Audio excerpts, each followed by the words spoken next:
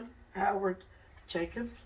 This is to be presented to you by the American Indian Mothers through the WMW, which is the Walking in Many Worlds Conference 2021. Is the you were chosen as our Farmer of the Year because of the excellent things that I know that you do, and that what you have done and things that you've taught me probably in the last 7 years since I've known you.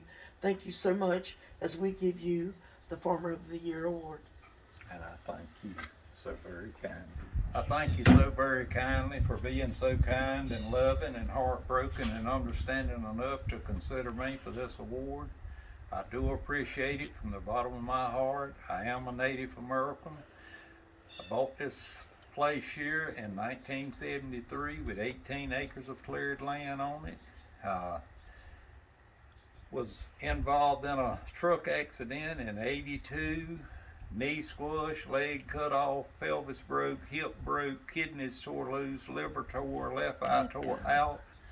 Both sides of my jawbone broke, part of my teeth knocked out, and my right arm snatched out of my shoulder at one time. But I thank God and only God. He's put me back together. I'm still working. I'm still farming. I'm still clearing land. And it's a gift from God. Nothing great I've done, because I am a professional at what I do. Make a mess. And he's a professional at what he does. He comes along and he'll clean it up and give me another chance. And I thank him for it. And I thank y'all, each and every one of you, for considering me a Farmer of the Year. Thank you and have a blessed day. Mr. Truman, what's the breed of the first one? The first one, that's a medicine cap pink. Yeah. If you notice, their heads have got a solid cap across the top of their head and their ears. That is a very, very rare breed of your Indian horse. I'm Howard, middle initial T. Jacobs, the grandson of the late Henry Young and Chestina Young, Jacobs Young. I was born and raised here across the road at the early age of about 4.5 years old. Hadn't quite turned 5, somewhere in that area.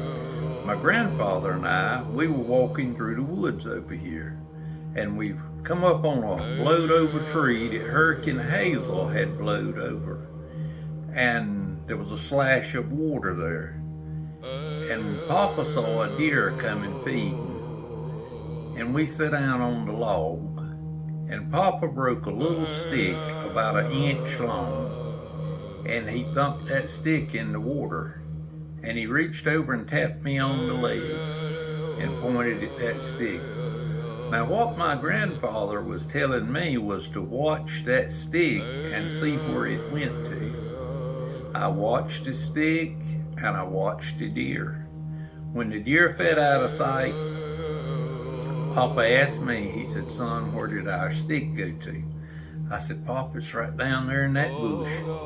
He said, "If a man could afford to buy this tract of land," and at that time, this land was not for sale. But he said, if a man could afford to buy this tract of land, he said, go at the run of the swamp, bring you a ditch right up through here, and he pointed it out.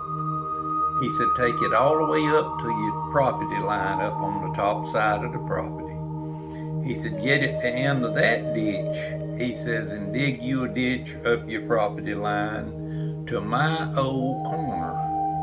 He said, stop it 2 wagon lengths from the corner. He said, then go back to the end of that ditch and carry your ditch to the back corner. He said, stop that ditch 2 wagon lengths from that corner. He said, son, go at the run of the swamp on the back. Bring you a ditch all the way up that back line. He said, when you get up to the corner, he said, stop that ditch 2 wagon lengths from the corner. He said, son, do you know where the gum tree cluster is? And I said, yes, sir. He said, go at the gum tree cluster and dig you a ditch straight up up that property, through that property, to your back ditch. He said, do not tie it in. He said, stop it 2 wagon lengths from the back ditch. He said, right here where we were sitting, he said, this right here, this ditch here will be crooked. He said, but stay in this slash. That's what he called it. It wasn't a run, it was just where the water backed up in there in the high time of water. He said, stay in this slash. He said, round yonder to the side of the hill, the little ridge. He said, you know where the old whiskey steel well is around there? I said, yes, sir. He said, stop it right along there about that whiskey steel well. He said, and this whole place will drain, clear, and make a pretty farm. The purpose of the wagon lengths was so the water from the back property would not come down the other ditch and come through the farm and flood the farm in a high time of water. That was the purpose of stopping the ditches 2 wagon lengths from each corner. And here I am today, thanks to the Lord. Nobody but Jesus. Been pronounced dead twice. Land, house, and all of it bought and paid for. And I count it just a blessing from Jesus. That's where it come from. Nothing great that I've done. I'm still a professional at what I do, make a mess. And he's a professional at what he does. He'll come along and straighten it out and give me another chance.